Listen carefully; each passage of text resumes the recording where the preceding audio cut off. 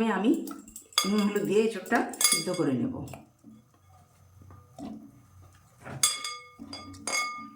অল্পটুকু লবণ দিলাম, অল্পটুকু হলুদ দিলাম,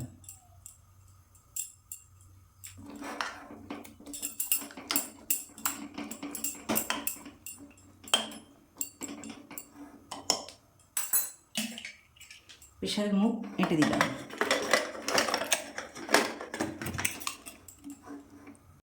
এঁচোড়টা সেদ্ধ হয়ে গেছে, জল ঝরানোর জন্য আমি একটা চুবিতে রেখে দিয়েছি। আজ আপনাদের চিংড়ি মাছ দিয়ে এঁচোড়ের তরকারি করে দেখাবো।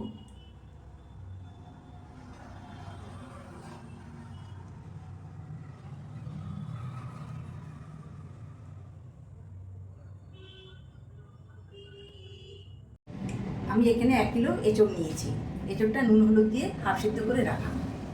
3টে মাঝারি সাইজের আলু, 250 গ্রাম চিংড়ি নুন হলুদ দিয়ে ভেজে রাখা, 1 চা চামচ সাদা জিরে, 3টে তেজপাতা, 5টা এলাচ, 10-12টা লবঙ্গ, 1 ইঞ্চি দারুচিনি, 2টো মাঝারি সাইজের পেঁয়াজ কুচানো, 5টা চেরা কাঁচা লঙ্কা, মাঝারি সাইজের 2টো টমেটো কাটা, 2 টেবিল চামচ রসুন বাটা, 1.5 টেবিল চামচ আদা বাটা, 2 টেবিল চামচ পেঁয়াজ বাটা, 1 চামচ হলুদ গুঁড়ো, 1 চামচ লাল লঙ্কার গুঁড়ো, 1 টেবিল চামচ কাশ্মীরি লঙ্কার গুঁড়ো, সরষের তেল 100 গ্রাম, স্বাদ মতো লবণ। গরম কড়াতে আলু ভাজার জন্য সরষের তেল দিয়ে দিলাম। গরম তেলে আলুগুলো দিয়ে দিলাম।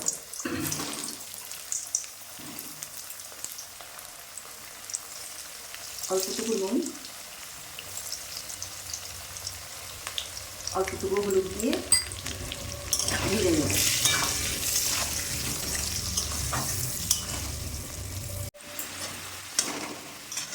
আলুগুলো ভাজা হয়ে গেছে, একটি পাত্রে তুলে নেব। এঁচোড়গুলি ভেজে নেব।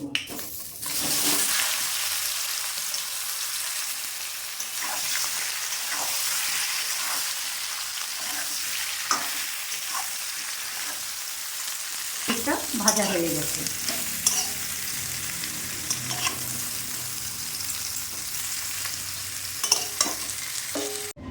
ভাজা তেলে আর একটু সরষের তেল দিয়ে দিলাম, সাদা জিরে, তেজপাতা ফোড়ন দিলাম,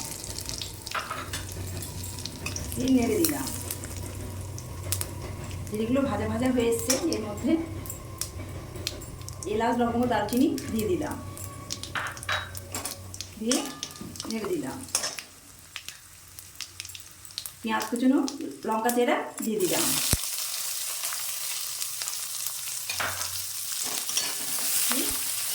নেড়ে দিলাম। যতক্ষণ না লাল লাল হয়ে আসছে পেঁয়াজ, ততক্ষণ ভেজে নেব। পেঁয়াজ আধা ভাজা হয়ে এসছে, এর মধ্যে টমেটো কুচি দিয়ে দিলাম, দিয়ে নেড়ে দিলাম।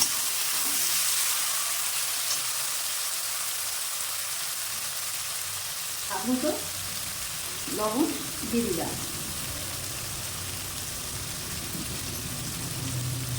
দিয়ে নেড়ে দিলাম।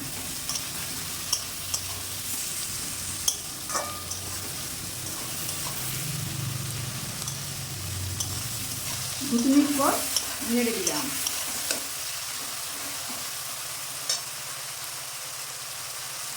আদা রসুন পেঁয়াজ বাটা দিয়ে দিলাম,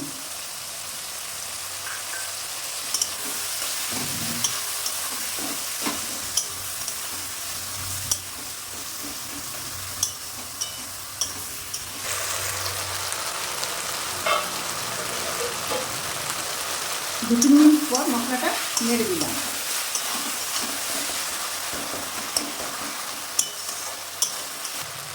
হলুদ গুঁড়ো দিয়ে দিলাম,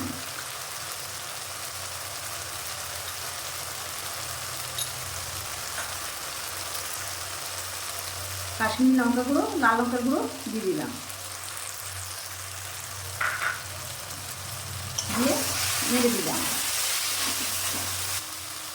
এর মধ্যে ভেজে রাখা আলু,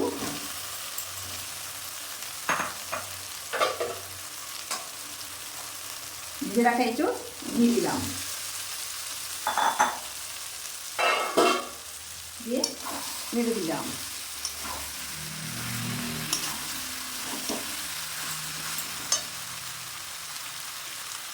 ভেজে রাখা চিংড়ি মাছ দিয়ে দিলাম,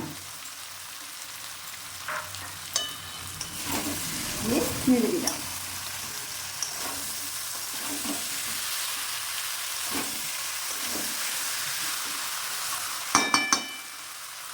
চাপা দিয়ে দিলাম। 2 মিনিট পর আবার নেড়ে দিলাম। গরম উষ্ণ জল দিয়ে দিলাম।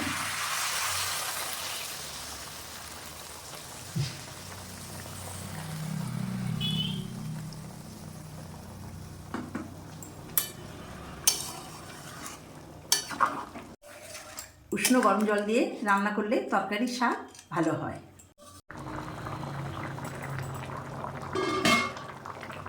2-3 মিনিট পর নেড়ে দিলাম।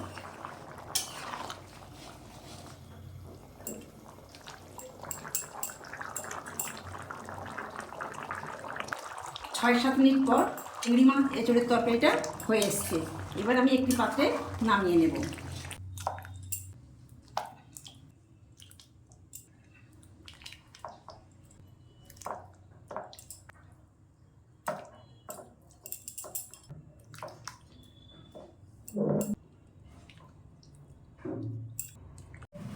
চিংড়ি মাছ দিয়ে এঁচোড়ের তরকারিটা আপনারা বাড়িতে একবার অবশ্যই বানাবেন।